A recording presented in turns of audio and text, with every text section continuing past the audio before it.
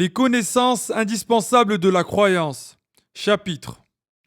Il est du devoir de la totalité des personnes responsables d'entrer dans la religion de l'islam, d'y demeurer à jamais et d'observer les jugements qui leur incombent de suivre. Parmi ce qui est un devoir de connaître et de croire dans l'absolu, et de prononcer immédiatement en cas de mécréance ou sinon dans la prière, il y a les deux témoignages qui sont أشهد أن لا إله إلا الله وأشهد أن محمد رسول الله.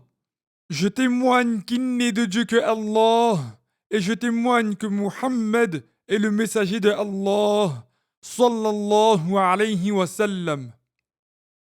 La signification de je témoigne qu'il n'est de Dieu que Allah et je sais, je crois et je reconnais que nul ne mérite d'être adoré sinon Dieu, Allah. Il est Al-Wahid, celui qui n'a pas d'associé dans la divinité. Al-Ahad, celui qui n'est ni divisible, ni composé. Al-Awwal, celui dont l'existence n'a pas de début. Al-Qadim, Al-Hayy, celui qui a pour attribut la vie. Al-Qayyum, celui qui n'a besoin de rien. Ad-Da'im, celui qui n'a pas de fin et pour qui l'anéantissement est impossible. Al-Khaliq, le créateur. Al-Raziq, celui qui fait parvenir la subsistance. Al-Alim, celui qui a pour attribut la science. Al-Qadir, celui qui a pour attribut la puissance parfaite. Celui qui réalise ce qu'il veut. Ce que Allah veut est, et ce qu'il ne veut pas n'est pas. Il est celui sans qui aucun péché ne peut être évité et sans qui aucune obéissance ne peut être accomplie. Celui qui a pour attribut toute perfection qui est digne de lui, celui qui est exempt de toute imperfection le concernant. ليس كمثله شيء وهو السميع البصير. Sourate Shura, verset 11.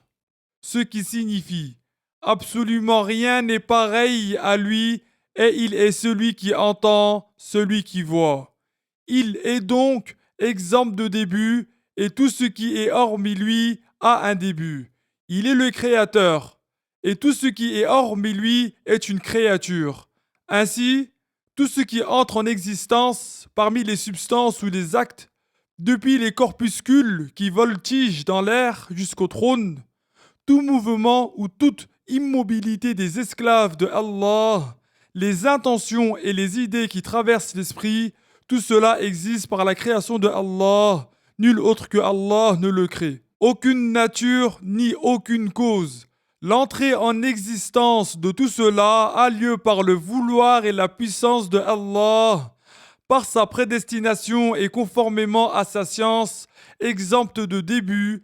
Preuve en est la parole de Allah Ta'ala. Wa khalaqa kulla shay. Suratul Furqan, verset 2, qui signifie il crée toute chose, c'est-à-dire qu'il fait advenir toute chose du néant à l'existence.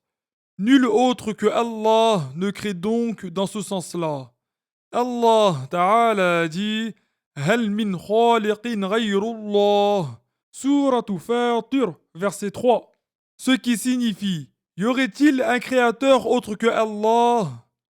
An-Nasafi a dit si un homme frappe un objet en verre avec une pierre et le casse, alors le coup, l'acte de casser et la cassure existent par la création de Allah Ta'ala. L'esclave de Allah n'a donc que l'acquisition de ses actes, tandis que la création n'est propre qu'à Allah. Allah Ta'ala dit Laha ma kasabat wa alayha maktasabat. Surah Al-Baqarah, verset 286. Ce qui signifie elle a en sa faveur le bien qu'elle a acquis et contre elle le mal qu'elle a acquis. D'autre part, sa parole est exempte de début, comme tous ses attributs. En effet, lui qui est exempt d'imperfection, il est différent de toutes les créatures par son être par ses attributs et par ses actes, il est, subhanahu wa ta'ala, absolument exempt de ce que disent les injustes.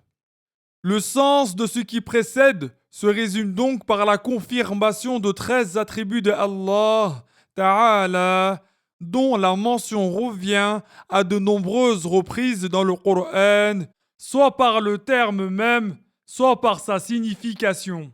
Ces 13 attributs sont l'existence, l'unicité, le non-commencement El-Qidam, c'est-à-dire l'existence de toute éternité El-Azaliyya, la non-fin, le non-besoin, la puissance, la volonté, la science, l'ouïe, la vue, la vie, la parole et la différence avec ce qui entre en existence.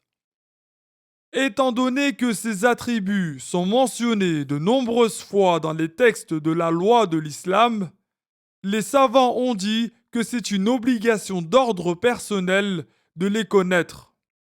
Étant donné que l'existence de toute éternité est confirmée pour l'être de Allah, il est obligatoire que ces attributs soient éternels exempts de début, car le fait qu'un attribut ait un début entraîne que l'être ait un début. La signification de « Je témoigne que Muhammad est le messager de Allah » et « Je sais, je crois et je reconnais que Muhammad, fils de Abdullah, fils de Abdul Muttalib, fils de Hashim, fils de Abdul Manaf, le Qurayshite, sallallahu alayhi wa sallam, est l'esclave de Allah et son messager, envoyé à la totalité des humains et des djinns. Il s'ensuit la croyance qu'il est né à la Mecque, qu'il a reçu la mission de prophète quand il y résidait et qu'il a émigré à Médine où il a été enterré. Ce témoignage comprend qu'il a été véridique en tout ce qu'il a fait savoir et transmis de la part de Allah.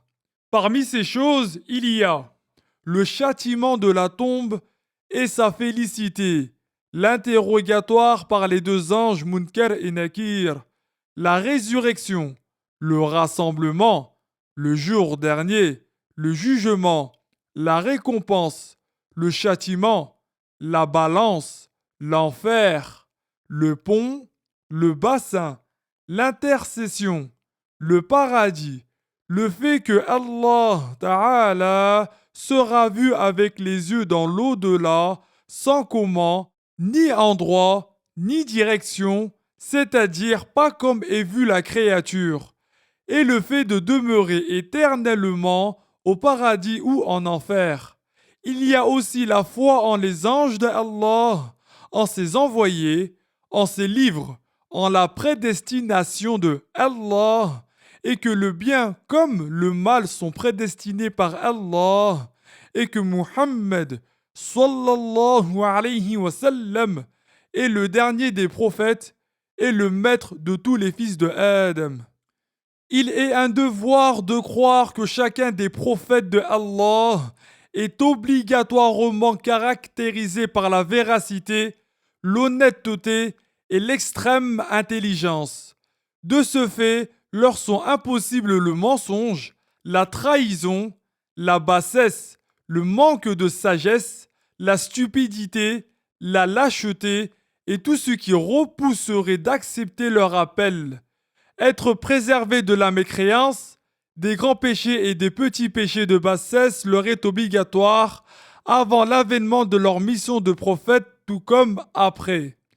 Quant aux péchés autres que ceux-là, ils leur sont possibles, sauf qu'ils sont alors immédiatement avertis, afin qu'ils s'en repentent avant que d'autres ne les suivent en cela. À partir de là, on sait que le statut de prophète n'est pas valable pour les frères de Youssouf qui ont commis ces actes-là de bassesse. Il s'agit de ces frères autres que Binyamin. Quant aux Asbart, sur qui est descendue la révélation, ils sont ceux qui ont été élus au rang de prophètes parmi leurs descendance.